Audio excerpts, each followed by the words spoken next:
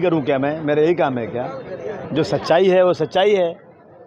अगर शिवसेना को ये लगता था कि मैं बीजेपी की बी टीम हूँ तो इतने दिन तक बर्दाश्त क्यों किया मुझे? उन्होंने पहले भगा देना चाहिए, पहले बोल देना चाहिए था कि आप हमारे साथ क्यों हैं।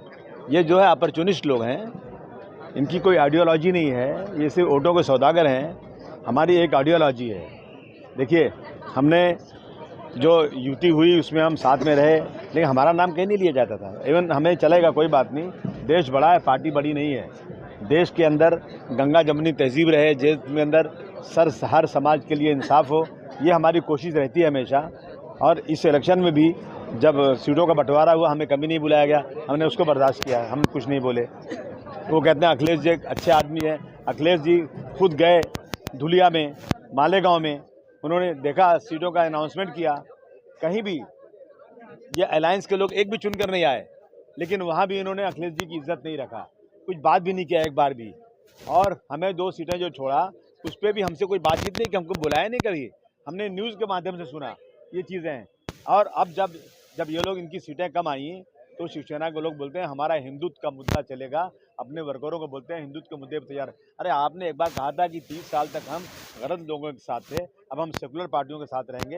हम आपके साथ थे, लेकिन जब आप ये कहोगे कि मेरा मुद्दा हिंदुत्व का है और आप कहोगे 6 दिसंबर को बाबरी मस्जिद जिन्होंने ढाया उसका हम स्वागत करते हैं, उसका अभिनंदन करते हैं, उसका धन्यवाद करते हैं, तो समाजवादी पार्टी ऐसी पार्टी है जो कभी सांप्रदायिकता के साथ नहीं रह सकती। इसलिए हम अलग हो गए और हम अपनी पार्टी बनाएंगे। हमें मालूम है, और रह के भी हमको कौन सा फायदा है, कौन सी सीट हमको मिलती है, कौन से हमसे बातचीत होती है। समाजवादी पार्टी अपनी ताकत बनाएगी। कॉर्पोरेशन इलेक्शन की हम तैयारी कर रहे हैं। संघर्ष के दिनों में आपने साथ दिया, लेकिन इस तरीके से बी टीम कहे जाना कहीं जो है मन में तकलीफ हुई? अरे मेरे मन को कोई तकलीफ नहीं होती है, ऐसा ही बोलते रहते हैं लोग, इनको ऐसे बोलते रहते हैं। मुझे तकलीफ तो पहले से इन लोगों से मुझे है, पहले से है। जब ये लोग जब भी महाविकास अघाड़ी की सरकार चली है, कौन सी हमारी बात सुना इन लोगों ने? हमने कई बार कहा कि जो एक कानून बना दो हेट स्पीच के ऊपर, जो लोग भी मजहब की बात करते हैं तो एक सख्त कानून बनाओ, उस पर तैयार नहीं। हम 5% रिजर्वेशन की बात हुई थी, उन्होंने खुद किया था, वो भी नहीं दिया उन्होंने, तो कौन सी बात माने उनकी? एक आदमी पूछो ना। मैं नहीं, बिल्कुल बात नहीं की। हाँ, उनके बेटे ने जरूर कहा कि मैं बी टीम हूँ बीजेपी की, यही कोशिश उनकी है। बेलगाम में मराठी लोगों पर अत्याचार हो रहा है। यूपीटी ने जो है बेलगाम को केंद्र शासित राज्य बनाने की मांग की है। नहीं, मैं समझता हूँ कि ये कोई मतलब ही नहीं हुआ कि बेलगाम को केंद्र शासित बना जाए। अब उसमें जो भी कुछ जाति हो रही है उस पर बात करना चाहिए, मुख्यमंत्री से, प्रधानमंत्री से बात करना चाहिए। सरकार उनकी चारों तरफ है।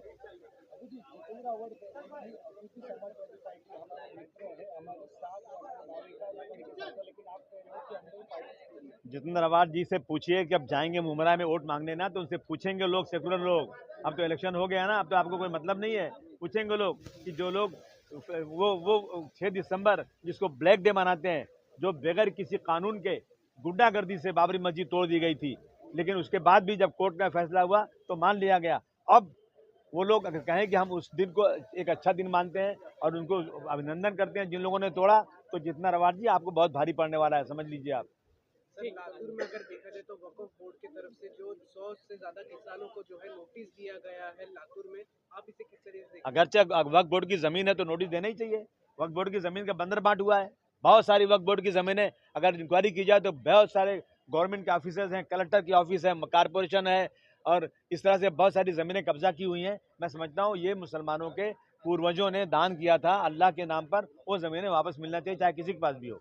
महबूबा मुफ्ती की बेटी इंतजाम मुफ्ती का एक बयान आया है, हिंदुत्व एक बीमारी है, क्या कहना है? नहीं, ये सब परेशान हो चुके हैं, इसलिए ऐसा कहा उन्होंने। देखिए, हिंदू मजहब बहुत अच्छा है, हिंदू लफ्ज़ किसी को वो नहीं है, लेकिन हिंदुत्व के नाम पर जो जुल्म जाति की जा रही है उससे लोगों को तकलीफ है। अभी महाविकास आघाड़ी से स्थापना किया है, तो अभी आप महाराष्ट्र की विधानसभा में भारतीय जनता पार्टी और उनके अलायंस को समर्थन देंगे, आपकी भूमिका क्या रहेगी? आप पूछिए ही मत ये बात, कभी जिंदगी में हो ही नहीं सकता कि हम भारतीय जनता पार्टी को सपोर्ट करें, कोई सवाल ही पैदा नहीं होता। हमारी भूमिका है, हम इंडिपेंडेंट काम करेंगे, जहाँ जो अच्छा लगे वो करेंगे। शिंदे साहब ने अगर दरख्वास्त की तो आप क्या उनके साथ समर्थन में रहेंगे? जी नहीं, कभी नहीं। जो लोग मोहम्मद रसूलुल्लाह सल्लल्लाहु अलैहि वसल्लम को अब सब कहने वाले, अपमानित करने वाले के साथ खड़े होकर कहेंगे आपका कुछ नहीं बिगड़ेगा, हम आपके साथ में हैं, ऐसे लोगों के साथ हम कभी नहीं जा सकते। आदमी साहब एक आईडी में क्या सर बांग्लादेश में सर सर, बांग्लादेश में हिंदुओं पर अत्याचार लगातार हो रहा है, हिंदुओं के घर जल रहे हैं, मंदिरों को तोड़ा जा रहा है, दुकानों को तोड़ा जा रहा है, क्या कहना चाहिए? हिंदुस्तान में मुसलमानों की मस्जिदों को तोड़ा जा रहा है, हर मस्जिद की जय मंदिर दिखाई जा रही है, मुसलमान को पकड़ के चप्पल से मारा जा रहा है, बच्चों को कहा जा रहा है कि तुम जय श्री राम बोलो, तो उनको बोलने का कोई हक ही नहीं है। बांग्लादेश वाले कर रहे हैं तो उनको जो है बाज आ जाना चाहिए, ये गलत कर रहे हैं वो लोग, उन पर पाबंदी लगना चाहिए। लेकिन जो बांग्लादेश कर रहा है वो भारतवर्ष भी कर रहा है। बिल्कुल चर्चा हमारे अध्यक्ष है, उनसे बिना पूछे थोड़े कुछ काम करते हैं। हाँ बिल्कुल, कहा तुम जो कर रहे हो बिल्कुल सही करो, पार्टी बढ़ाओ, अकेला चलो।